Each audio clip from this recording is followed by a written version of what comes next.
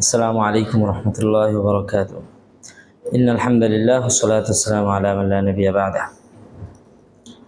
প্রিয় শ্রোতা মণ্ডলী, আজকে আপনাদের সামনে একটা বিষয় নিয়ে আলোচনা করব। সেটা হলো উপনিবেশিকতা ও শিক্ষা।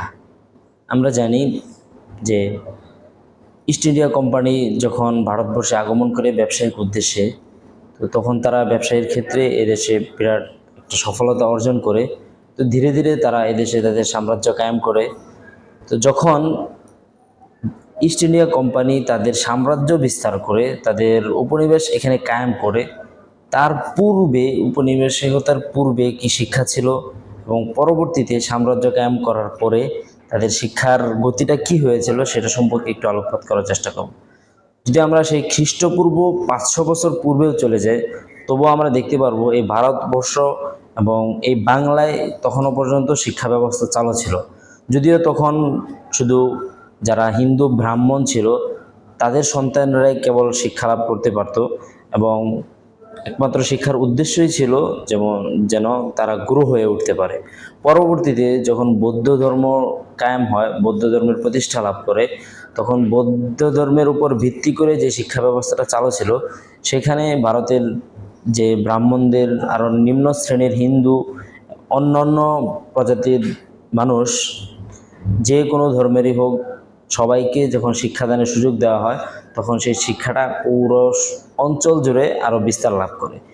এটা তো যদি একদম প্রাচীন যুগে চলে আসে। যদি মধ্যযুগে চলে আসি, যখন এখানে 1300 শতকের দিকে মুসলিম সাম্রাজ্য কায়েম হয়, সর্বপ্রথম ইখতিয়ারউদ্দিন মোহাম্মদ বখতিয়ার খলজির মাধ্যমে ভারতবর্ষে এই বাংলায় মুসলিম সাম্রাজ্য কায়েম হয়।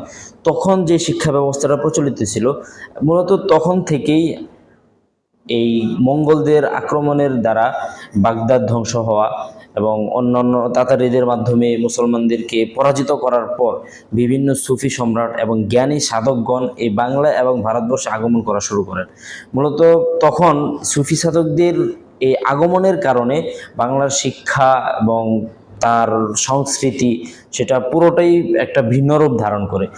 এই মুসলিম সাম্রাজ্য কায়েমের ফলে বাংলার সংস্কৃতি, শিক্ষা, এই সব কিছুর ভিতরে একটা ব্যাপক পরিবর্তন আসে। সর্বাধিক ভূমিকা পালন করেন হলো সুফিগণ।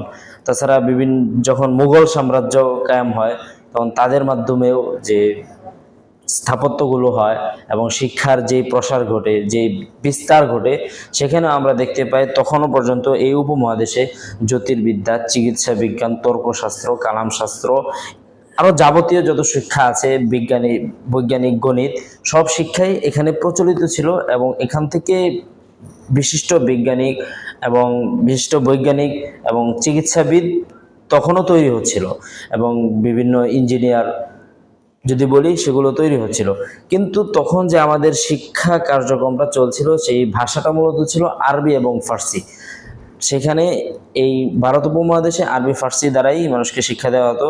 এবং মুসলিম শ্রেণীর পাশাপাশি যখন মুসলিম বাচ্চারা পড়াশোনা করত, তখন অন্য ধর্মের লোকজন যারা আছে, অন্য ধর্মের বাচ্চারাও সেই শিক্ষায় সুযোগ লাভ করতে পারত। তখন একটা নিয়ম প্রচলিত ছিল যে 4 বছর হলে আনুষ্ঠানিকভাবে বিসমিল্লাহ খানি নামে একটা প্রচলন ছিল। সেখানে বাচ্চারা প্রথমে এই ধর্মীয় বিষয়গুলো শিক্ষা শুরু করত। এভাবে সেই শিক্ষা তখনও প্রচলন ছিল। তারপর যখন ব্রিটিশরা এখানে সাম্রাজ্য কায়েম করে, তখন তাদের এটার কারণে যা হয়েছে, তারা বিভিন্নভাবে তাদের ব্রিটিশ ল এবং ভারতবর্ষে যে সরকারি ভাষা ছিল ফার্সি এবং আরবি, সেই ভাষাকে তারা পরিবর্তন করে ইংলিশ ভাষায় সেটাকে রাষ্ট্রীয় ভাষা এবং তাদের আদালতের ভাষা এবং সরকারি দলিল আদিল্লার ভাষা, সেটা তারা ইংলিশ করে দিল। এবং অন্যান্য যে প্রাদেশিক শাসকবর্গ ছিলেন, তাদের মাধ্যমে এই ইংলিশ প্রচার করাটা, ইংলিশ শিক্ষাটা ব্যাপক করে দিল। যার ফলে যারা ইংলিশ জানতো, ইংলিশ পড়তো, তাদেরকেই বিভিন্ন সরকারি কাজে, বিভিন্ন চাকরি বাকরিতে তাদেরকে সুযোগ দেওয়া হতো এবং তাদের বেতন ছিল বেশি। এবং যারা ইংলিশ পড়তে পারতো না, ইংলিশ সম্পর্কে যাদের কোনো ধারণা ছিল না, তারা সেইখানে চাকরি করার সুযোগ একদমই পেত না। তো যখন এরকমভাবে শিক্ষার প্রসারটা ঘোরা শুরু করলো, তখনও পর্যন্ত মুসলমানদের শিক্ষা ব্যবস্থা চালু ছিল, কিন্তু সেখানে নতুন একটা সংস্কার তারা করেছে, সেটা হলো ইংলিশ ভাষার প্রচার, ইংরেজি ল্যাঙ্গুয়েজের প্রচার তারা অলরেডি শুরু করে দিয়েছিল। তারপর যখন সিপাহী বিপ্লব হলো, সিপাহী বিপ্লব মুসলমানদের পরাজিত হওয়ার পর এই উপমহাদেশকে, ভারত উপমহাদেশকে সরাসরি ইংল্যান্ডের রানী হস্তক্ষেপ করেন এবং তার নির্দেশে ভারত উপমহাদেশ পরিচালনা করা শুরু করেন। তখন তারা এই উপমহাদেশকে তাদের মতো করে গড়ে তোলার জন্য, যেন তারা তারা এই দেশে জন্মগ্রহণ করেও তাদেরই লোক হিসেবে কাজ করতে পারে এবং তাদের সরকারি দায়িত্বগুলো, নিম্ন স্তরের যে সমস্ত দায়িত্বগুলো আছে সেগুলো যেন তারা পালন করতে পারে, সেইখানে তাদের যে শিক্ষা সিলেবাস, তাদের কারিকুলাম এর ভিত্তিতে বিভিন্ন এলাকায়, মুম্বাই, মাদ্রাজ, রাজস্থান, বিভিন্ন অঞ্চলে তারা তাদের প্রাথমিক বিদ্যালয়, উচ্চ মাধ্যমিক বিদ্যালয়, বিশ্ববিদ্যালয় সহ এখানে কায়েম করা শুরু করলো। মূলত এভাবেই তারা আমাদেরকে তাদের শিক্ষার জিঞ্জিরে আবদ্ধ করে ফেললো। তো মুসলমানরাও যারা ইংরেজি পারতো না, যারা শিখতো না, তাদের তখন এই লোভ জাগলো যে সরকারি চাকরিজীবী হতে হলে ইংলিশ শিখতে হবে, সরকারি কোনো পদ পাওয়ার জন্য ইংলিশ শেখা ছিল বাধ্যতামূলক। এবং তাদের এই রুলস হয়ে গিয়েছিল, যারা কেবল ব্রিটিশ শিক্ষায় শিক্ষিত হবে তারাই কেবল সরকারি চাকরি করতে পারবে এবং বিভিন্ন শিক্ষা প্রতিষ্ঠানে তাদেরকে নিয়োগ দেওয়া হবে।